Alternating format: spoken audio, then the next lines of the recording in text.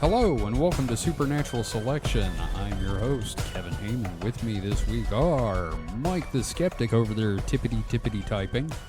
I'm just typing to look up the competition that we need to murk at DragonCon. Oh, we're going to murk people, is that it? Yeah. Huh. How fun.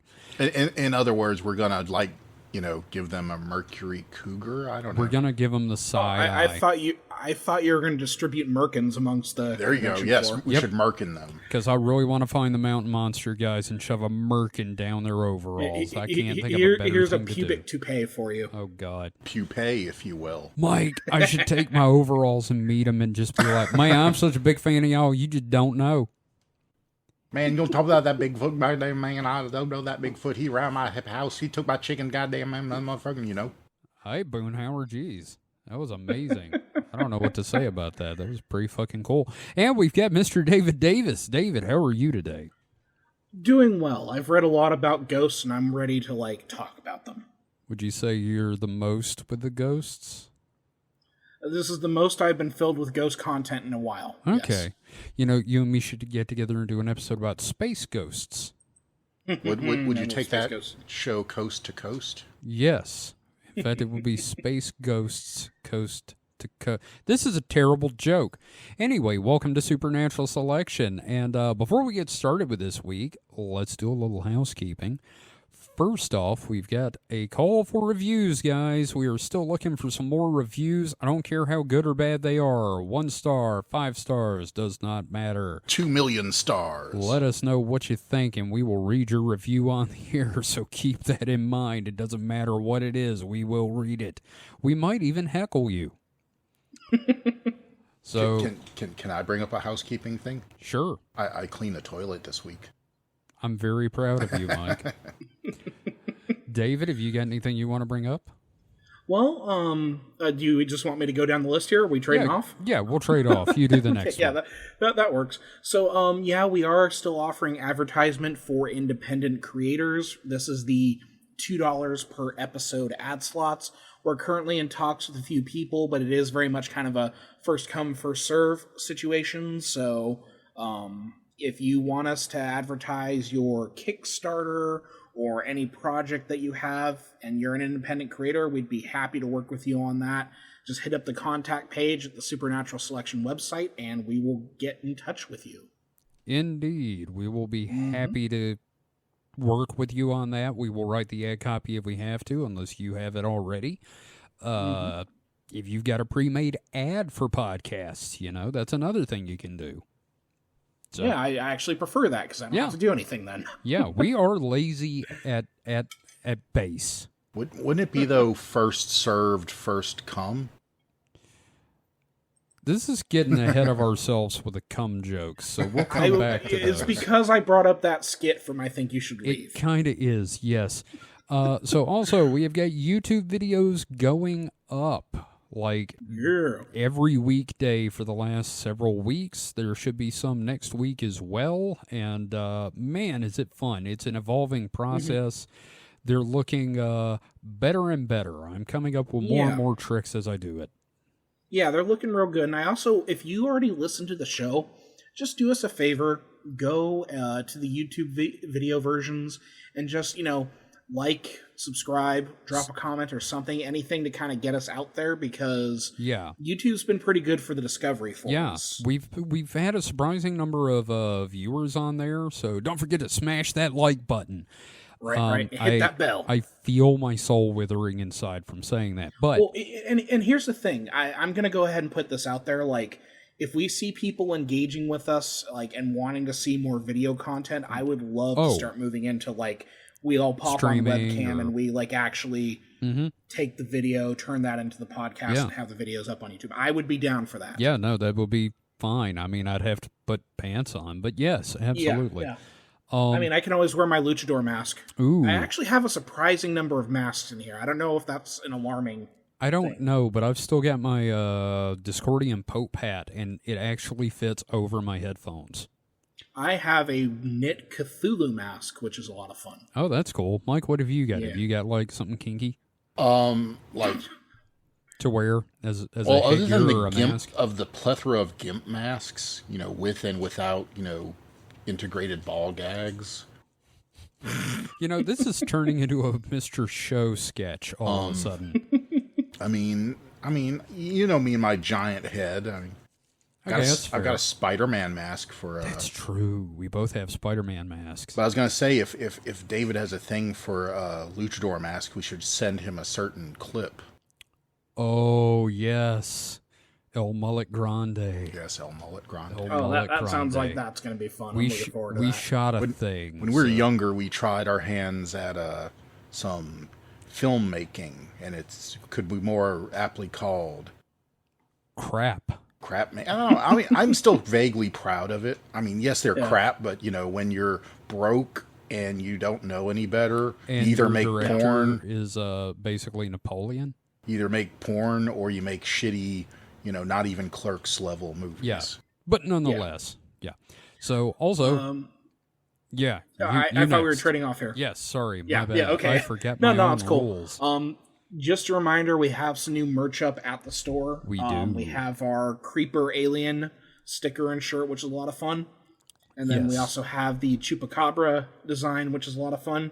I intend to do more. So if you have any merch suggestions, and I'm speaking to the listener now, specifically you listening right now in the car. Yes, Steve. Pull over, bust out your phone, jump on the Discord, and then tell me what kind of shirt you would want to see. Yes, Steve. Do it, you bitch. Yeah.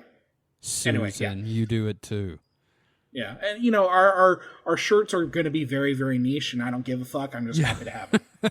Yeah, we've also got a shirt up with our new slogan, our Latin phrase, which is Cogito, Ergo, Doleo. And I'm working on adapting those sketchy, crappy little drawings I did of Mothman thinking about butts. So... Yeah, so we got stuff on the way. Shirts are a-coming. You can't accuse us of not selling out. Yeah, no, we're definitely trying to. Just, you're not buying yet, so head on over and get some neat shirts. Can't sell out if you're not buying out. So, lastly, this is for me, really. I just discovered yesterday, or the day before, that Arkham House Publishing went out of business last year with no fanfare. And if you're a fan of weird fiction and H.P. Lovecraft and the like, Arkham House was the company founded in 1939, I believe, by August Derleth, to keep H.P. Lovecraft's works in print, and it's the reason we still have H.P. Lovecraft today, and the concept of weird fiction has flourished. And now, are they gone completely, or were they bought out? No, their website shut down. August Derleth's daughter passed away. Before that, the website went down. They've stopped publishing. Yeah, just, it's one of those, it died of apathy, and I hate that. Yeah. I mean, like, because people don't talk about Arkham House anymore, but they were a big deal for a very long time in the world of, like, bizarre fiction. They published Robert E. Howard, Clark Ashton Smith, like all the big pulp icons. Oh yeah, eventually published under Arkham House. You know, I when I did my master's project, I had to do a lot of research on Arkham House and just like as a preservation entity, because what you have to think about the fact that a lot of the stuff when it was published, it was in the most disposable form of literature out there. Like if it wasn't being read by some nerd on a street corner, it was used as toilet paper. Yeah, pretty much is like the Farmer's Almanac. Yeah. So like it's a hugely important historical thing, and I'm hoping that like somehow out of this, like whatever entity is left that controls the rights to Arkham House gets picked up by someone who's an enthusiast and who understands that this is an important touchstone for literary history. Yeah, I agree. I really want it to survive because it's just so damned important. So yeah. Anyway, that being said, David, you're in the driver's seat this week, and boy, have you got something for us. Yep, I'm driving, I'm crashing, and there are going to be no survivors here. Are we going to be ghosts? Yep, we're going. By the end of this, we will be dead. Oh, That's awesome. Because I can't tell you, every day I wake up and pray for the sweet release of death. But I have Seriously, so me much. too. I have so much to live for. Do Like you? I just bought Armored Core 6 and I need to play it. Okay, Ooh. that's fair. Yeah, I haven't even really played the Texas Chainsaw Massacre game yet. Uh, Anyway. I'm waiting for Baldur's Gate 3, but this is another podcast. Well, yeah, I'm just saying, see, you do have something to live for. I guess. Embrace it. Sorry. And friendship. Oh. Anyway. I like how Enough I of that mentioned friendship and you touchy-feely. guys are completely silent. Enough of that touchy-feely bullshit. Yep. Let's talk All about right, dead so- motherfuckers.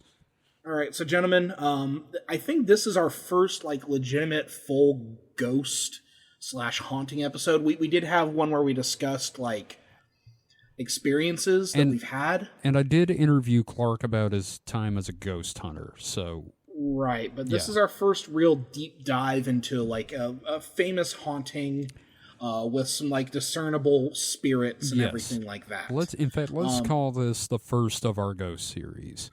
Yeah, I've done some research specifically. Let me go ahead and dive into this a little bit. Let's start off with some sources here. Sure, what you got?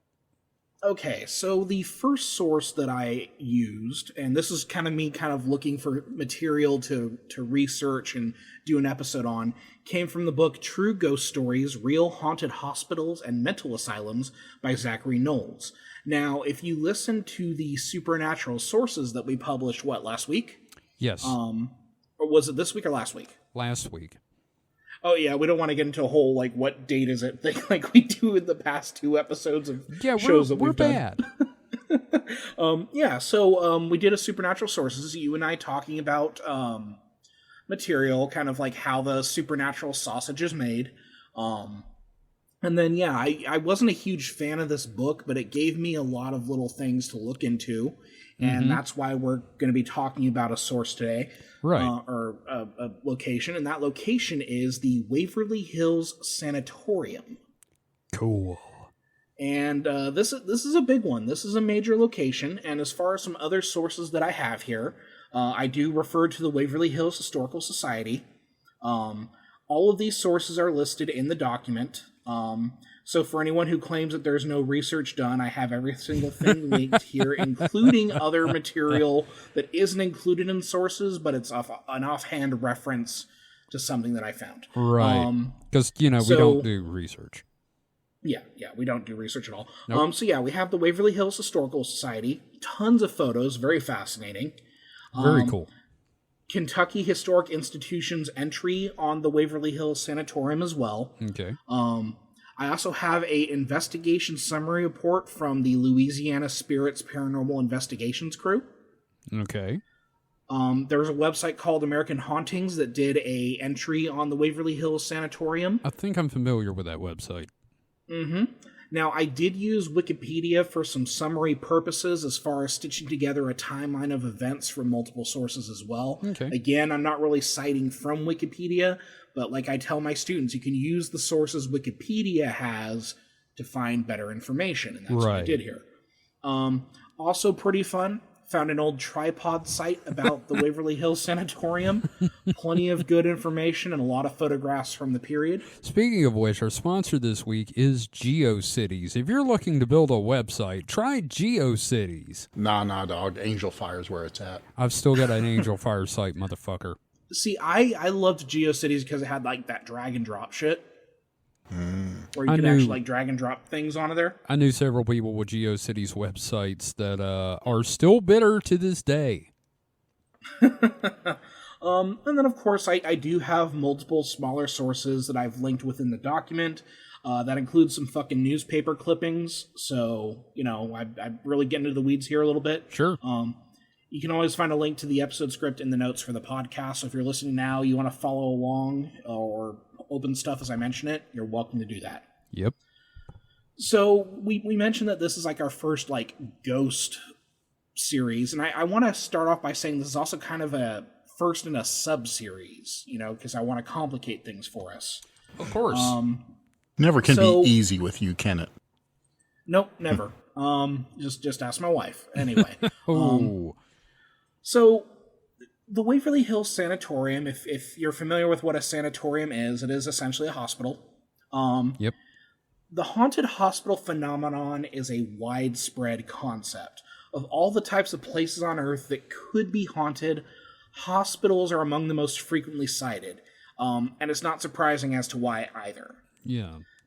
Now, when you think about hauntings, I would argue that you probably associate them with like transitional spaces. Well, that in prisons. That's also kind. Is that transitional? I mean, it's a one-way kind of thing, but Okay. then again, hospitals can be a one-way transition as well. Yes. Yeah, because either way, if you go to prison, your life changes. This is true. Going into a hospital, your life can change. So I would say that yes, I think prisons also kind of serve as a transitional space. Usually it's a one-way, but there you go. But yeah, I think few places mark the transition better than a hospital. And depending on the reason why you enter a hospital, you may not necessarily come out of it alive, right? Yeah. However, more so than the typical hospital, places such as sanatoriums and asylums offer even more tragic versions of transitions. Whether it's like entering from a terminal disease in the case of a sanatorium, or being held against your possible will because you have been deemed, quote, insane in the case of asylums. It's not uncommon historically for people to meet sad, tragic ends in these places. And actually, my family has a very long history with asylums or, hospitals for the insane. And now I do this, so you figure it out. I gotta say, like, there's some history of that in my own family as well, which is interesting. I'm seeing connections. I think it's more common than not. Anyway, yes. I think they also had like a really bad time in the time before we really knew a whole lot of good treatments. They were just like throwing shit. Because I will say the other swing of the pendulum, which we're living in now, which is zero. Yeah, it's not good. Mental health facilities is a different type of hell. Yeah, no, very, very much so. And we'll talk a lot about that sort of thing as we go through. Thanks, Reagan. Yeah.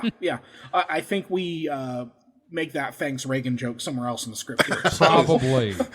I'm Yeah, so we just kind of shot our wad early. Yeah.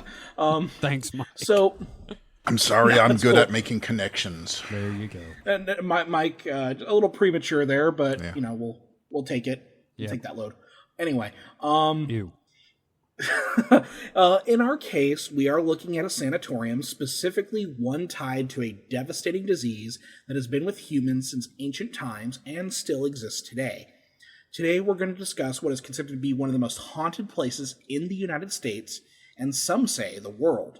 Ooh. We're talking about the Waverly Hills Sanatorium in Louisville, Kentucky, and a darling of the paranormal community. Now, can I just say it's Louisville? I was going to say, you're going to get a lot of crap from, the Kentuckians. Yeah, it's Marcus. Louisville. Okay, so it is going to be Louisville. It's I had Louisville. to, like, Louisville figure out. Slugger. And I will also say that I've been to I guess if this is the first, would probably be considered the second most haunted place in the United States. Yeah, Mike's got one up on us. Not one up, but the I think I've talked about it before on here. Oh God, Allegheny. Yeah, the Allegheny. Was it a federal or a state penitentiary? It is a penitentiary, though. I can't remember. I think it was state penitentiary. That place was pretty creepy. Oh yeah, and that's one of those things that's on the list of things that I'm going to approach again because, one of the things here, and that we're going to see as we go through this discussion, a lot of the claims of hauntings tend to be very generic boilerplate, like there were creaking doors, there were the sounds of footsteps. Right. Not a whole lot that I feel like I could stretch a good episode around. You know what I mean? Mm-hmm. Sure. So a lot of my approach to this is like historiography, where I want to look at like the circumstances that can lead to this kind of like psychic energy or something like that. Right. So buckle up, fuckers. It's a history episode. Woo! Woohoo! So let's get into the origins of this place here. Let's do it. The first land use of what would become Waverly Hill would be a one-room schoolhouse The land was purchased by one Major Thomas H. Hayes in 1883 for a family home. You know, it's good that it started out as an institute of suffering, a school. Yeah, have you ever been to like a legitimate one-room schoolhouse? Yes, I have. Yeah, I actually went to one that my stepfather, I believe, he was a student in there for a little bit. Okay, these were Because this is like a very rural Yeah. place. Yeah, there's one somewhere down the Natchez Trace I went to once, and it's I don't know, it's kind of oppressive. Yeah, I mean, it's not unlike going into a church. Yes, it's very similar to going into the old school churches. Yeah. So, given the relative isolation of the land from other schools, Major Hayes would open up a local school for his daughters, staffed by one Miss Lizzie Lee Harris, who would become who would name the schoolhouse Waverly School, based on a fondness for Sir Walter Scott's Waverly novels. So would this be like me opening a school and calling it the Twilight Academy? Yeah, exactly. Okay, good. Yeah. So, as for Major Thomas H. Hayes, you won't be shocked to learn that he was a Civil War veteran. He establishes this place in 1883. Right? Yeah.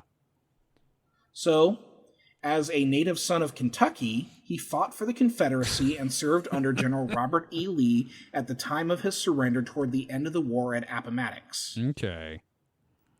And did I get the pronunciation of that one right? Appomattox, you did, actually. Sounds good to me. Good. Mm-hmm. So, clearly he was someone who was probably carrying a lot of trauma into his old age. Yeah, trauma from having to do his own fucking work for once, am I right? Also, another fun fact, the H in Thomas H. Hayes, it stands for Hercules. Can we bring that back? Like giving people like fucked up middle names like Hercules and Tiberius? That's how you get a Starfleet captain. Yeah. Kevin, it just takes, nerdy people having kids. Oh, yeah, no, I can see it now. My son one day will be Jerome Mephistopheles Heyman. I kind of like it. And what we're going to hear here is that, like, when they talk about history happening really quickly, like, you ever notice that where you'll read up on someone and it's like they're a historical person, and then within the span of 50 years, there are a bunch of other huge fucking historical events that happen around them? Oh, yeah. Yeah, we got that situation here. So, Hayes would later serve 2 terms as a Kentucky state senator and be heavily involved with the building of railroads in the state. Now, I could only dig up so much information, but he may have been involved with the Pullman strikes, one of the most historically significant strikes in U.S. history. Is this like a railroad strike thing? Yes, this is a railroad strike thing. The government got involved on behalf of the company.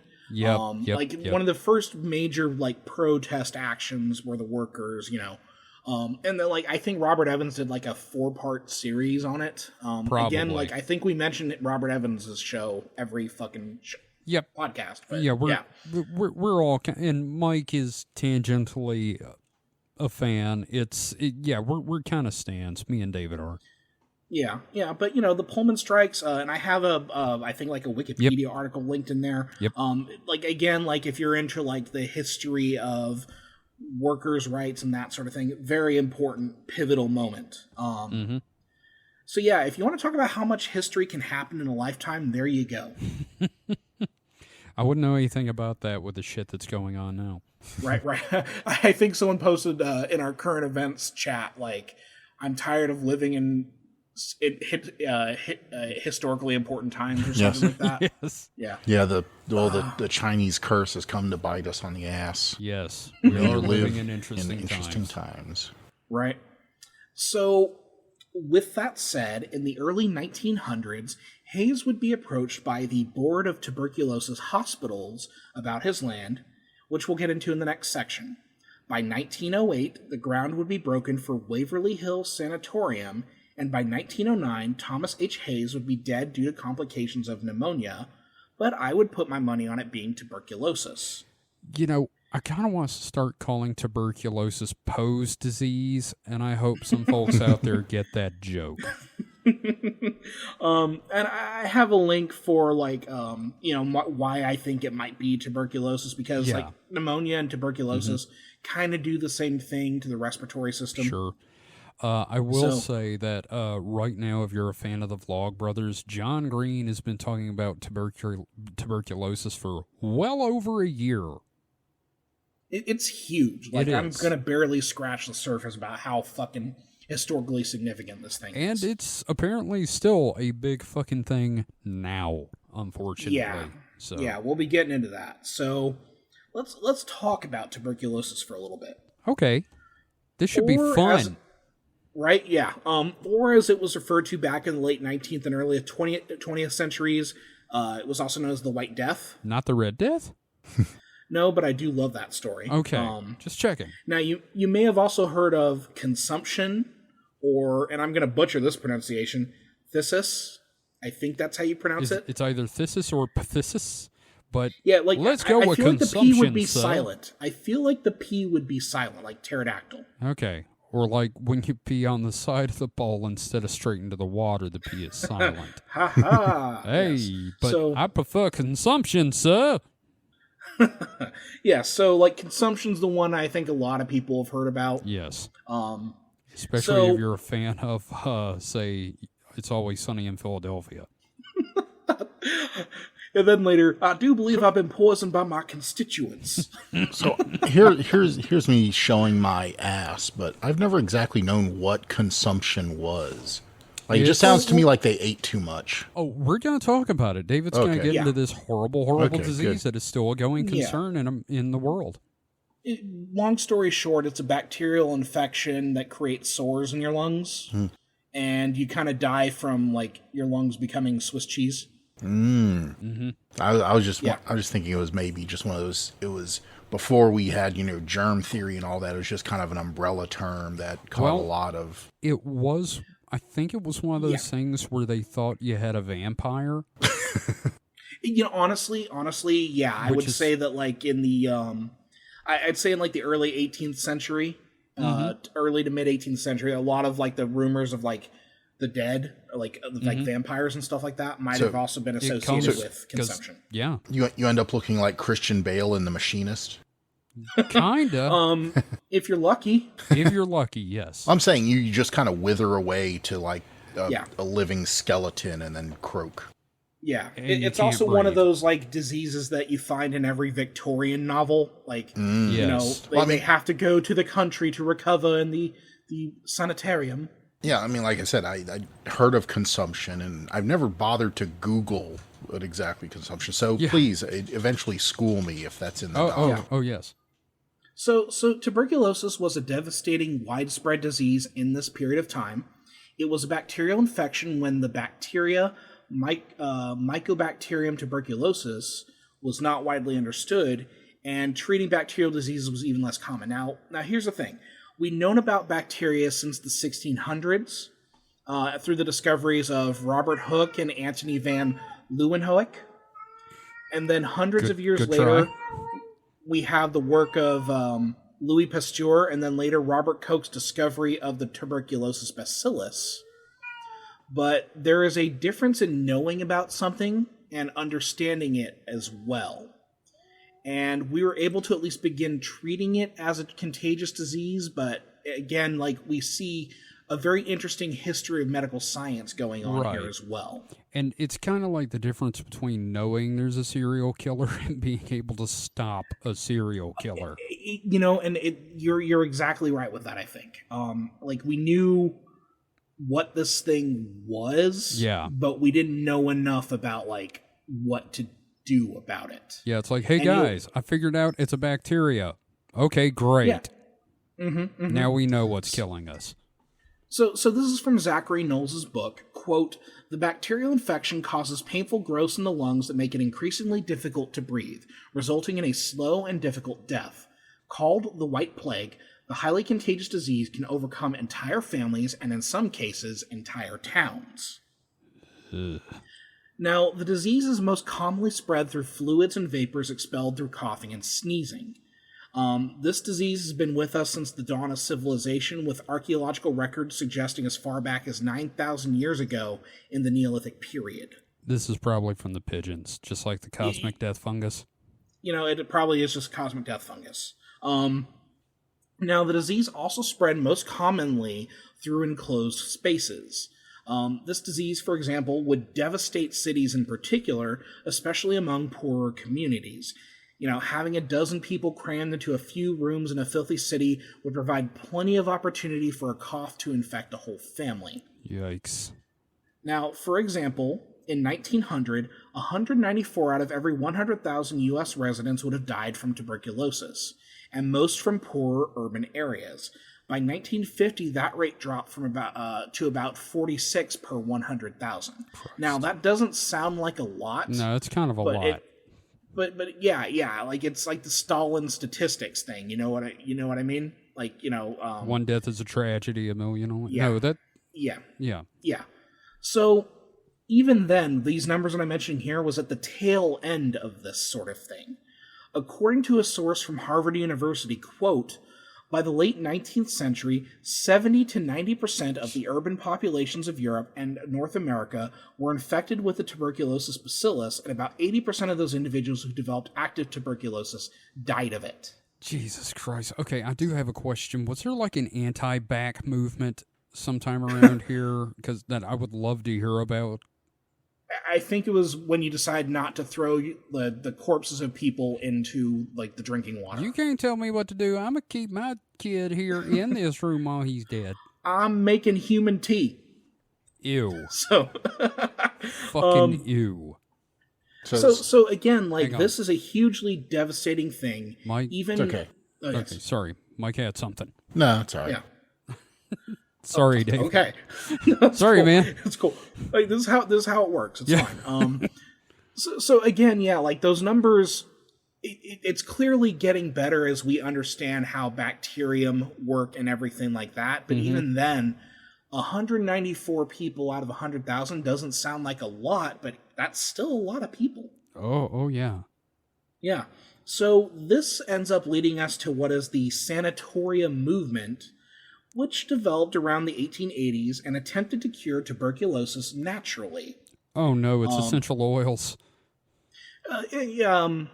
It's a little less, I think, a little less woo-woo. Yeah, okay. A little less woo-woo than that. Given that tuberculosis is spread through proximity, the idea was that these patients be given isolation and plenty of circulating air. Makes sense, right? Actually, yes, this is the most coherent thought I've heard from this time period. Was like, hey, what if we just took all the sick people and, like, moved them? Yeah, and it's not just like, hey, get rid of the sickies, right? It's like, right.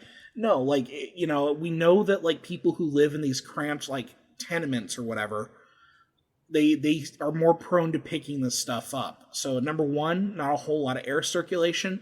Number two, there's so many of them jammed together, so let's, everything here makes sense so far. So, open-air houses and cabins would allow for easy access to the outdoors, but it was also an expensive treatment for many people.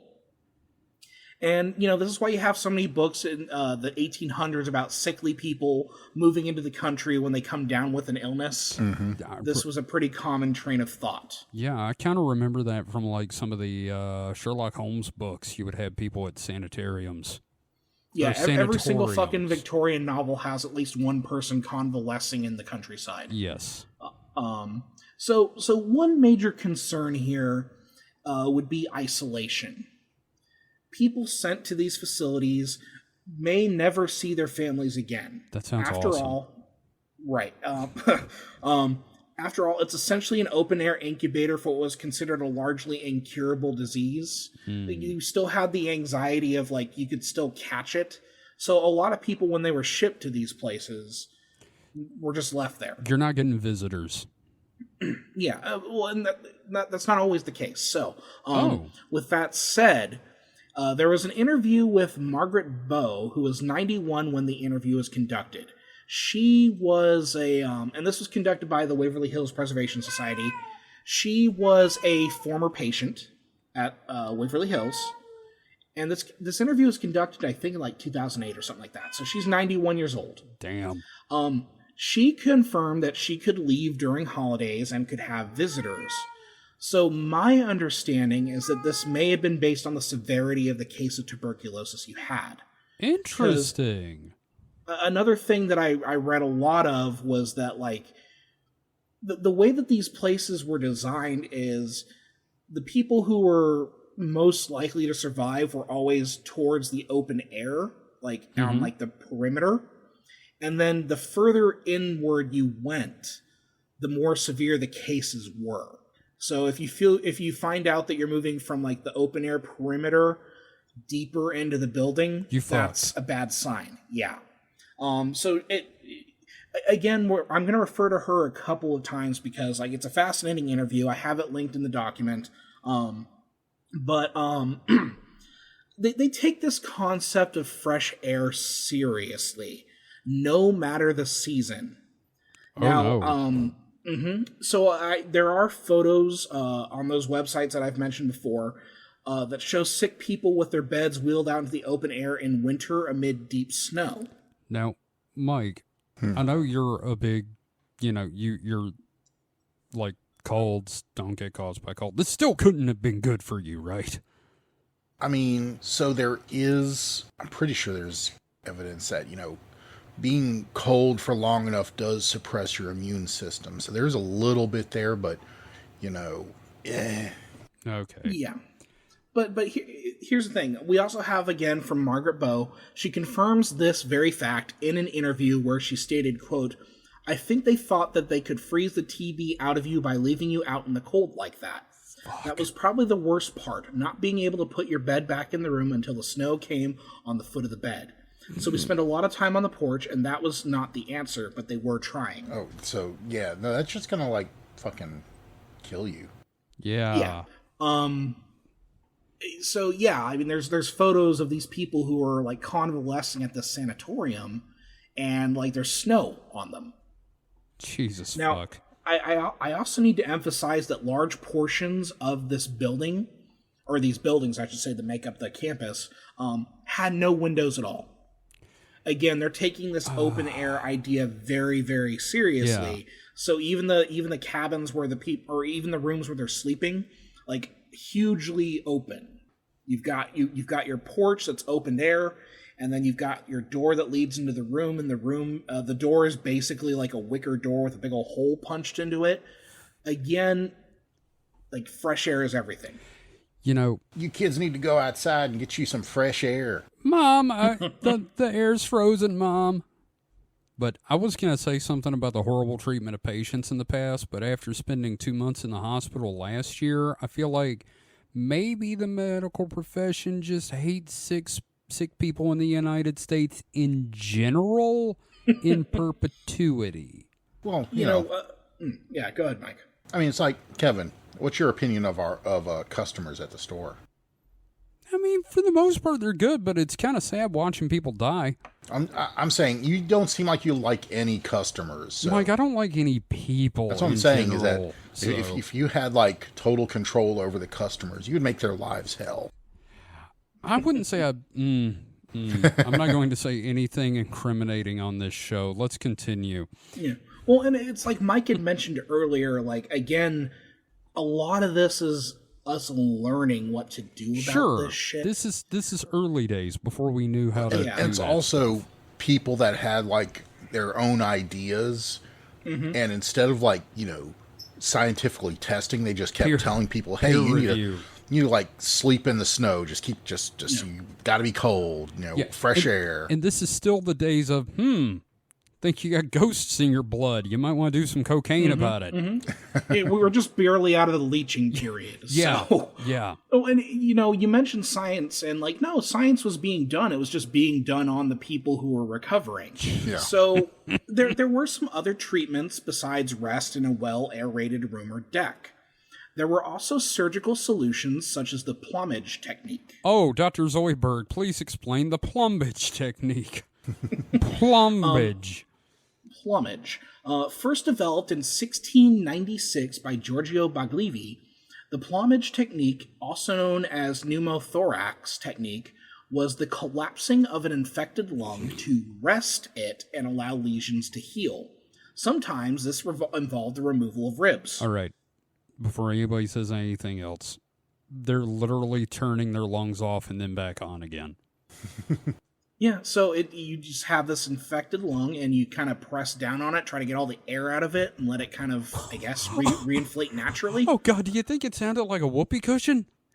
Probably. Oh, man, just much gurglier, I think. Oh, God. This sounds, one, very unpleasant, and two, like it didn't have a great success rate. Yeah, I feel like this is kind of medical murder. Well, here's the thing. Let's get into this a little bit. So, I had mentioned that there was an interview with Margaret Bowe earlier. Mm-hmm. She confirms that she had this procedure done a few times over the course of 7 or 8 months. I would follow this woman into battle. Yeah. Or no, I would not, because this woman is like certifiably insane. I mean, they did it. I'm sure she had as much say so. I'm sure she could. She certainly didn't like it. I'll put it that way. She certainly didn't like it. Oh. But yeah, so this was something like, and you know, it sounded like it might have been partially successful because she was fucking 91 years old. Yeah, she made it. Look, I've seen stories of 91-year-olds that like drink bacon grease and Coke every day of their lives. And when you say Coke, I meant Coca-Cola. Okay, because I'm just picturing a granny drinking just bacon survive. grease and God, snorting I hope lines. that's me. This is just I hope survivor that's me at bias. like 87 years old. This is survivor bias. Now, old Giorgio's technique wasn't originally developed for TB, but rather to aid in recovery from sword wounds to the chest. But the principles seemed to line up enough that it was considered a potential treatment for TB, and, like, there are people who survived, so who's to say? Well, you already got a hole in the damn thing. It's deflating anyway. May as well just smash it down. Well, I'm just saying, you know, they survived, but they could have survived without the deflation of the lungs. You don't know that for sure. Yeah, sure. She didn't say it was a good idea. Yeah.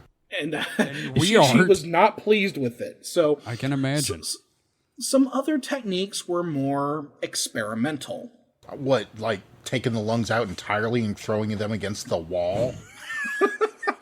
No, nothing that bad. Nothing that bad. Okay. Although I would not be surprised if they like, well, what if we take the lungs out and wash them? What if you take the lungs out and like flip them left to right? They just need to confuse them to get the TB out. What if you washed them? Ooh, there you go. Yeah. Yep. With a nice sponge. Yeah. And some bourbon. Yep.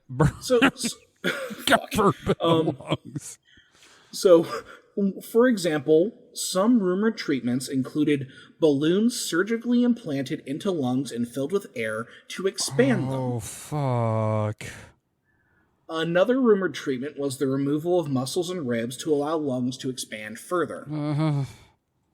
And others was removal of ribs so they could, go down on themselves more easily. The old Marilyn Manson routine. So, I don't know how much I buy these, but then again, we used to pay people to steal corpses out of graves so surgical colleges could practice techniques, so what do I know? I mean, yeah, I'm pretty sure they just tried everything. Yeah, and I mean, and like you mentioned, weren't some people still using leeches at this point? And let's not forget what desperation will drive people to do. Kevin, we're using leeches today. I don't know what you're talking about. There are medical leeches. In fact, I saw recently a picture of a either nurse or med student there was a trail of blood, and she had to go and get the escaped medical leech. I want to burn everything down now. But they have their uses. They No, it makes sense. We're no longer at the point where it's the go-to. Oh yeah, no. You don't have a headache and someone sticks leeches on your face. No, you're correct. Yeah. We're no longer at the period where you got the sawbones. It's either leeches or the bone saw. And I can give you a haircut when I'm done. They have a very specific use case, yes. But just like the trepanning. That is a thing that was done to let the demons out, or whatever the hell else they said it was good for. Relieving pressure in the brain. Yeah. And isn't there like an actual technique that involves putting a balloon in the lungs to help, like if you have a collapsed lung? Yeah, so Sure, that, your I think name's that's Frankenstein. I think that's how they one of the ways, not the how they. I think that's one of the ways they do, reinflate the lung. Yeah. If it's Yeah. So again, this is us like learning shit. And unfortunately, for the people at these sanatoriums and hospitals, they end up being the guinea pigs. Yeah, no, I mean, there's no way to. That's the sad thing about medical science is that you can't make an omelet without breaking some eggs, and those eggs, unfortunately, we are the eggs. Yeah. We are the egg man, cuckoo, cachoo. But so, again, like I'm giving you all of this to kind of show, like, if a place is gonna be fucking haunted, this is the place to do it. Exactly. So, we've got this kind of like these different kind of like surgical attempts at helping with curing TB. However, a medicinal cure would be found in 1944 through the isolation of the bacterial streptomycin by Albert Schatz, Elizabeth Budgie, and Selman Waxman. Okay, those are some great last names. Schatz, Budgie, and Wakeman. Waxman. So, that discovery, combined with para-aminosylic acid discovered in 1946, changed the game and greatly increased the recovery rate of tuberculosis patients. So, hey, there's a medicinal solution here. Which is awesome. Now, of course, we can't mention tuberculosis without discussing some crimes against humanity either. And who better to kick that off than the Nazis? One of these days, we're going to do a topic that doesn't in some way come back around to the Nazis. But that is not today, and it is not in the foreseeable future. I think that's impossible. I think unfortunately, we are trapped in that law, Poe's law. Here's Poe's the thing. It's we still don't. I'm trying to do a not see them coming, and I can't seem to get there. Don't. You just explained it. Yeah. That's fine. We know where you were going. I applaud your efforts. Nobody sees the Spanish Nazi Inquisition. God damn it. During the Nazi occupation of Poland, SS Obergruppenführer William Cope. Yes, I like saying it. It's a fun word to say, but terrible. You have to love the German, like, just smushing words together to make a word. Obergruppenführer. Okay, so Wilhelm Cope would organize the slaughter of over 30,000 Polish tuberculosis patients. Despite the rapidly approaching treatments for TB that were just covered, which were highly publicized at the time. God damn it. Now, I'm not shocked at this because, well, Nazis. Nazi's gonna Nazi. Yep. It's very much accepted that the TB treatment argument was just an excuse to exterminate Polish people. Wilhelm, do you have a cough? Not mein Führer, I am fine, I swear. Send them to the camps, schnell, schnell! It's... that's the thing. They're disguising it as like a public health thing. Mm-hmm. Any Nazis would take any excuse to kill people they don't like. Oh, yeah. Yeah.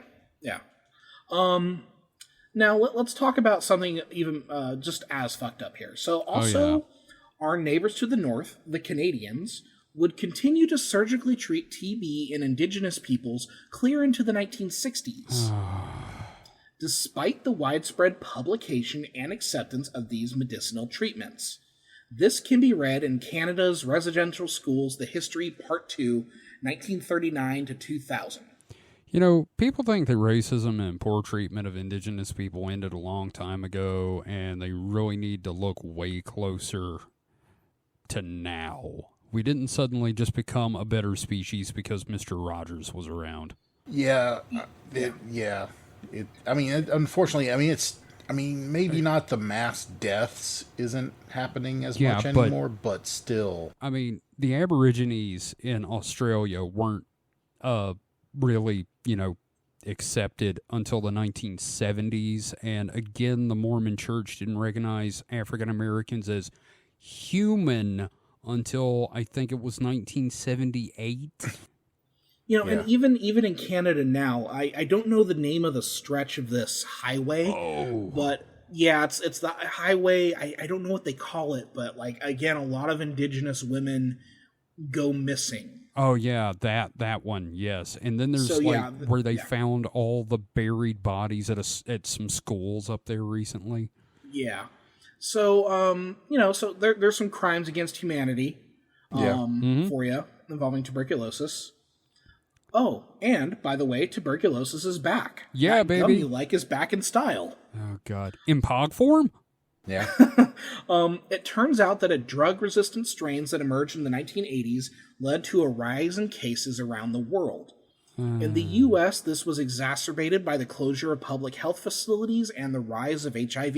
Again, like you said earlier, Mike, the Boondocks were right. Ronald Reagan was the devil.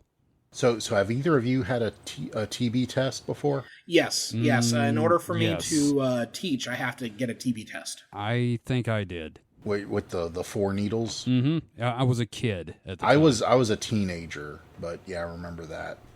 And I remember them poking with me and telling me, and my parents all the stuff, about, if it becomes bumps and all that. It was like, wow. I was like, before that, I'd heard of tuberculosis, and before that I thought, oh, that was a disease in the past. I'm like, I'm getting tested for it. And I'm like, that was a cowboy disease. Yeah, I was like, wait, you're testing me for what? Talk about putting the fear of God in you when you go to the doctor. Jesus. It's like I was, it was the same thing as if they had come to me and said, we're going to give you a test for the bubonic plague. Oh, yeah, or we're going to test you for dick explosion syndrome. Yeah, it was just kind of a what the fuck moment. Yeah. Right. So according to the World Health Organization, there were around 1.6 million people who died from tuberculosis in 2021 out of about 10.6 million people who had it. That is like way too many people in both those cases. Mm-hmm. So taking all of this into account, tuberculosis was a traumatic illness that absolutely ravaged families and communities of the mid to late 1800s. It would often result in slow, painful deaths with little success in treatment, though in some cases surgical solutions were present and largely unhelpful. Oh boy, you're suffering. Let's cut you up and not help at all. Now take all of this and apply it to a location where thousands of people pass through the doors and may never have come out alive, and you have plenty of backdrop to a haunted location. Oh, I forgot what we're talking about. We're leading up to. I just thought I do apologize for the amount of history here, but I think that's great. I love the backstory, but it just makes you forget about where we're going with this. It's tragic without the ghosts. Yeah. Context is key here. Yes, no, I agree. It's just funny when you're listening to all this, you're getting into it, and then you're like, oh yeah, this is about ghosts, not just a tuberculosis cast. Well, how the fuck you gonna get a ghost? Well, tuberculosis certainly doesn't hurt. Yeah, it seems like a pretty In fact, we could call it the ghost-making disease. Fuck. So, after the break, we'll get into what makes this place so fucking haunted. I mean, okay, in all honesty, David, you kind of just did, but yes. Oh, but wait, there's more. Oh, was fuck. it built on a ley-lined Indian burial ground? Freaking. It's built over a giant TB crystal. Don't power that crystal. Yeah, we'll be right back after this.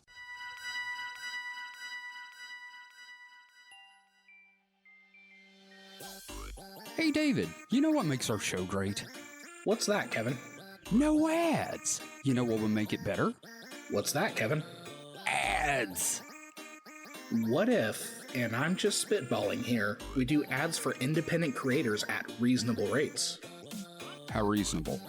Overly. How about $2 per episode pre-roll? That is almost too reasonable. Might as well go for it. Let's send everyone to the contact page for Supernatural Selection. SupernaturalSelection.pod.com/contact? Exactly. Just have them scroll down to the Advertise With Us section for more information. That sounds great. Now let's record the ad. Kevin? Yes, David? We just did. Whoa. And we're back. And after that last part, I just want to go ahead and say, next time I'm in the hospital, I'm going to have like a sign. They have those do not resuscitate signs. Mm-hmm. I'm just going to have one that says do not inflate or deflate, or, you know what, just don't. Whatever it is, just don't. Don't turn me into a Patriots football. No, don't do anything. Oh, that, I'm glad I got that reference. That is our one sports reference for the entire series. Bobby Bonilla. God damn it, we're not doing Bobby Bonilla jokes. Hey, man, Scottie Pippen's real short. So David, take us back into the world of ghosts. Right. So Tuberculosis. As we went into the break, I mentioned I spent a long time on the historiography of this location because I believe that information is essential to understanding the vibe of a haunted place. Yeah, I think that's a real good idea. Yeah, especially because if we are assuming hauntings are the residual energy of the dead, we should know what sort of trauma keeps them hanging on. And oh boy, Waverly Hills Sanatorium has a lot of trauma on the grounds. It started as a school, so of course. Mm-hmm. So we're kind of getting a little bit back into the history here, just a little bit. So the sanatorium began as a modest 2-story wooden administrative building around 1910, complete with 2 open-air pavilions. Okay. Now, the hospital would quickly reach capacity, necessitating an expansion, or more to the point, several expansions. Even these expansions didn't help much because of the persistent spread and scale of tuberculosis. Yeah, I was going to say, when you've got a disease that's affecting like 70 to 90% of the population of the cities, you're going to run out of room quick. Mm-hmm. Yeah. So, for example, a 40-patient treatment center was opened in 1912, and in 1912, a children's pavilion would include another 50 beds. And yes, we will get into the ghost of TB kids in a minute. Jim Henson's TB babies. to dust off that old Mystery Science Theater chestnut. I love it. Fuck off, it's great. Yeah, no, I love it. So by 1954, the construction of a 5-story brick-and-concrete building was assumed to meet demand. Architect D.X. Murphy designed this building. Oh, I'm sorry, it's not 1954, it's 1924. Okay. Yeah. So architect D.X. Murphy designed this building with a capacity of 400, and it would open in mid-October of 1926. Okay. So Waverly Hills, in many ways, was a self-contained community. It featured laundry facilities, a maintenance garage, a butcher, and farmland, likely a holdover from Old Hayes' original estate. Now, first off, all that makes sense because you want these people away from the general population. Secondly, did the meat have tuberculosis? No, but the bread had bugs in it. Did it? Yeah. Yes. The interview that I've mentioned before, she talked about getting some bread that had bugs in it. She also said that it was a wonderful treat when her husband brought some hot dogs that they could warm on the radiator. Discordia. Yeah. Radiator hot dogs. Radiator hot dogs, yeah. Not a pleasant place. No. So, here's the thing. It wasn't out of maliciousness. It's just the conditions of the place. And any humanitarian effort that is not funded and cared for appropriately falls apart. So, around June of 1961, Waverly Hills would close its doors as a sanatorium due to plummeting rates of TB patient intake, because, again, we have this medicinal treatment. Well, that's a good thing. Mm-hmm. The hospital would sit vacant until 1962, reopening into Woodhaven Geriatric Center. Oh, God damn it. This nursing home would treat aging and dementia patients in addition to the mentally handicapped. You know what? After that, they just started sawing people's legs off and throwing them in there to fend for themselves. Actually, David, get CBS on the phone. I think I have an idea for a new show for them during the writer's strike. Jesus Christ. Pain Hospital. Legless fights. Right? Goddamn. Okay, so, of course, things can't not be tragic. A grand jury investigation discovered severe patient abuse in markedly decayed facilities, resulting in the closure of the facility in 1982. God damn it. All of these fucking haunted hospitals have this story. So I'll have more to say on the weird history of the place in a bit, but for now let's look at like possible death totals and talk about some of the spooky spots. Let's get into the actual ghost shit here. Yeah. Now, estimates for the death count at the facility vary wildly.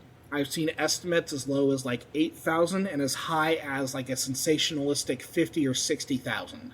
Man, 8,000's a fucking lot. Yeah. So, the website Kentucky Historic Institutions has been tracking down information on confirmed deaths going as far back as 1911, and even then, it's still quite a bit. I suggest taking a look. I have the document linked there. You can actually see the names and the records.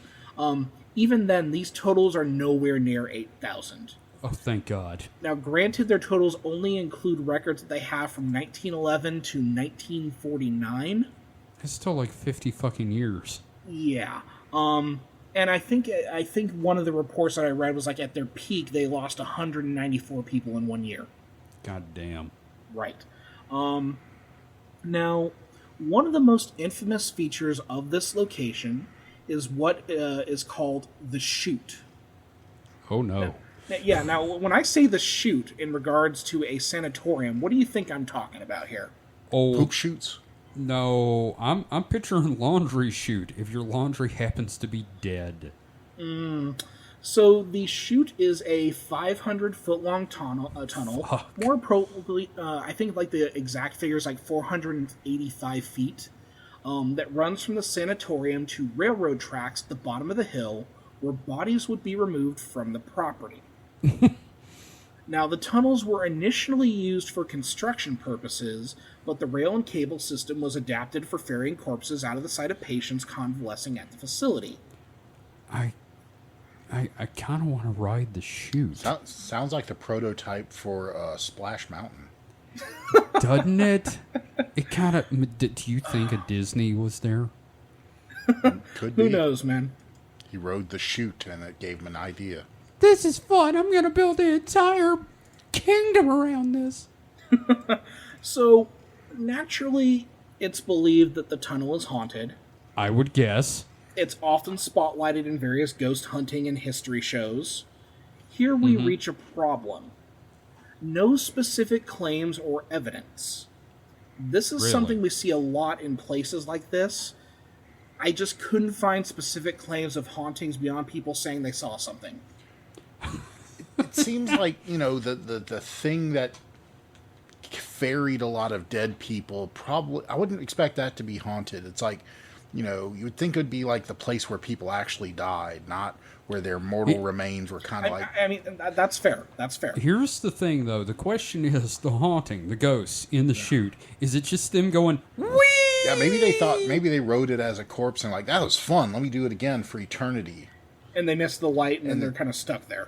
Yeah. And there's Which so is many... fine. They're on a slide. There's so many of them. There's like actually a ghost line as they're waiting. And Is there a fast pass? And there's another ghost there as like the person waiting them. So they He's just sitting there going, how the fuck did I get wrangled into this? but making the sure they fast don't pass was tuberculosis. Oh, good point. they don't run into each other. At the bottom of the slide.